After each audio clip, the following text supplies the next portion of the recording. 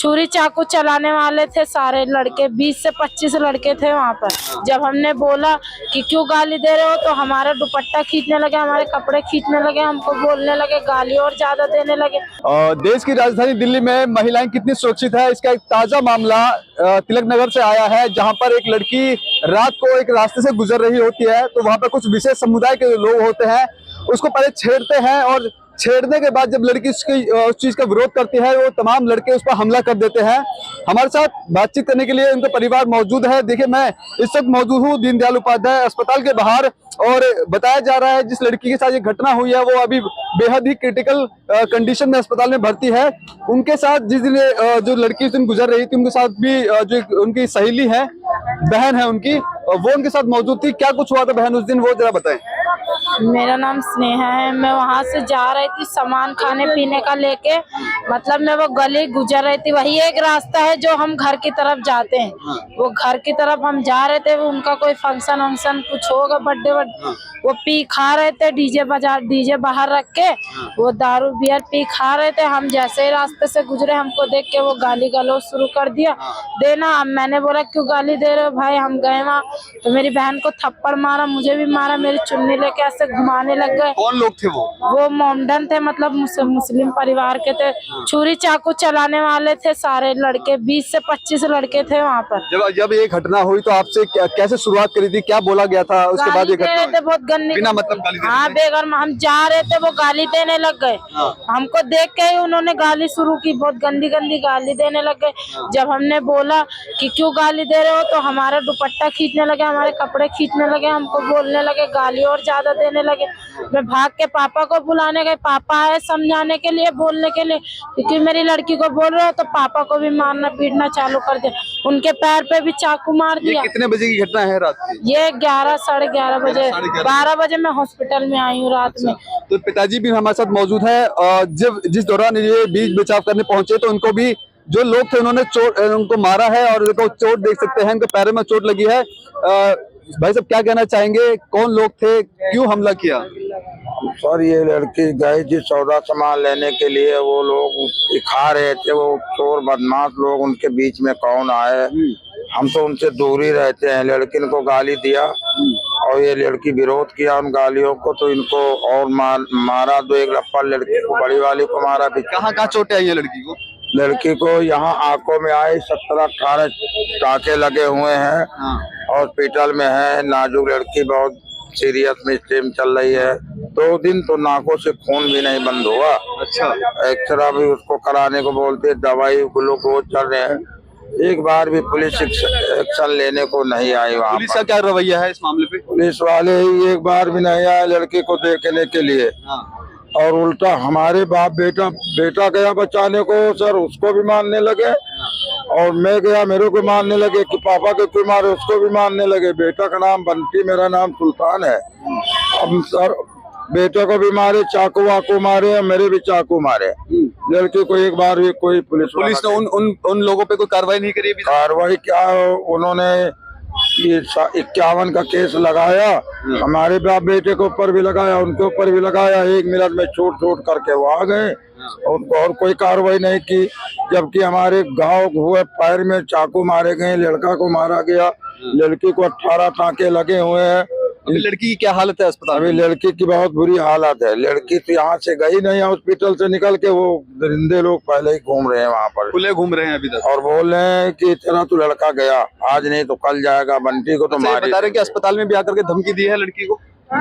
यही अस्पताल में आए थे हम, लड़की को टाँके लगा रहे थे, और वो लड़का है क्या नाम है उसका, रमजान का बड़ा भाई अब्दुल, बोला तेरा लड़का तो बंटी गया, बंटी तो जाएगा आज नहीं तो कल जाएगा। साला आप जिंदा हो गया, बच गया, बड़ी अच्छी। आप क्या कह रहे हैं, अस्पताल में भी धमकी दी थी? अस्पताल में मुंह पर दोनों तरफ ब्लेड, कमीज के नीचे चाकू डाल के यहाँ पर आया कि यही मार के जान से चले जाएंगे, बाहर जाओगे तो बाहर तो खत्म ही है, कहीं भी मिल जाए।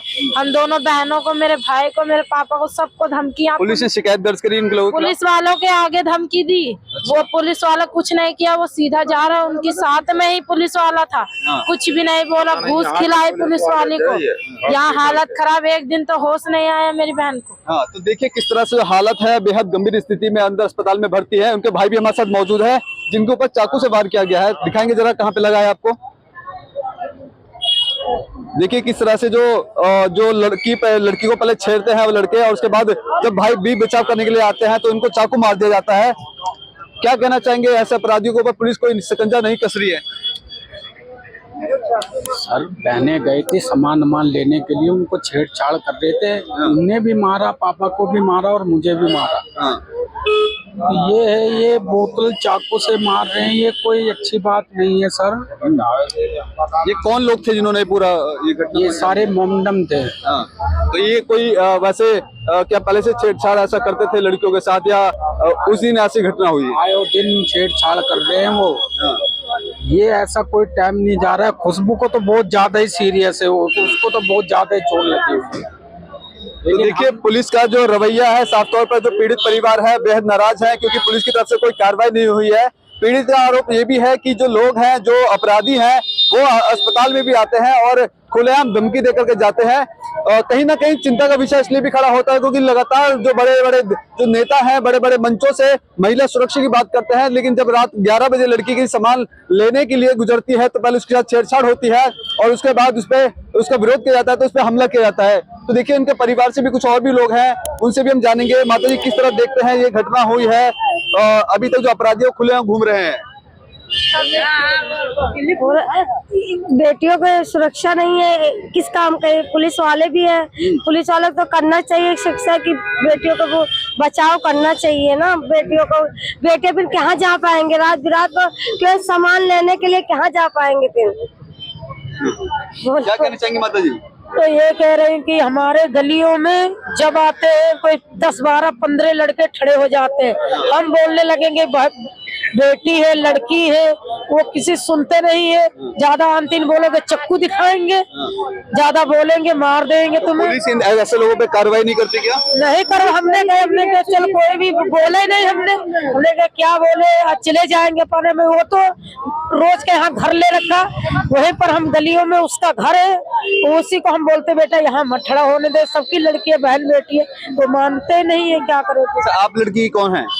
मैं भाभी हूँ लड़की की। मेरी ननद गई सामान लेने के लिए, उसको मारा पीटा। मैं तो बाहर रहती, यहाँ रहती नहीं हूँ, मिलने के लिए गई थी। इतने में वो सामान लेने के लिए गए, उसको मारा पीटा। उसके मेरे देवर को, मेरे सास को ही मारा। पुलिस क्या कह रही है? पुलिस क्या कह रही है? तो सुनवाई नहीं कर रही है। मैं तो ये बोलती हूँ, मैं औरतों को, लेडीजों को कोई सुविधा नहीं, बेटियों को इज्जत में कोई सम्मान नहीं है। मैं तो मोदी को बोलती हूँ कि हमारी बेटी। क्या मांग करते हैं पुलिस से कि उन लोगों पर कार्रवाई? इंसाफ हो, हमारे पुलिस वाले कोई सुन नहीं रहे। वो छोटी केस में डाल दिए हैं, लड़ाई की केस में डाल दिए हैं। महिला मंडल के तरफ से भी हमने बहुत मांग की है, बाकी मोदी को भी बोलते हैं, कोई सुन नहीं रहे हैं। देखिए दीनदयाल उपाध्याय अस्पताल के बाहर मैं मौजूद हूं और अंदर जो उस लड़की का इलाज चल रहा है, पीड़ित परिवार का कहना है कि बेहद क्रिटिकल स्थिति में है और जो आरोपी है वो खुलेआम घूम रहे हैं। पुलिस प्रशासन की कार्रवाई से खुश भी नहीं है। तो कहीं ना कहीं बड़ा सवाल इस तरह भी खड़ा होता है, जहां महिला सुरक्षा के तमाम जो वायदे किए जाते हैं और एक लड़की के साथ इतनी बड़ी घटना हो जाती है। हालांकि जो पुलिस है, जो इस इलाके की पुलिस है, वो कान में पट्टी बांधे बैठी है और कोई कार्रवाई नहीं की जा रही है। अब ऐसे में देखना होगा कि इस खबर के बाद क्या पुलिस इनके जो आरोपी हैं उनके खिलाफ कार्रवाई करेगी या नहीं, या फिर इस बेटी को इंसाफ मिलेगा। कैमरा पर्सन कमलेश कुमार के साथ मैं संदेश सक्सेना, पंजाब केसरी.com, दिल्ली।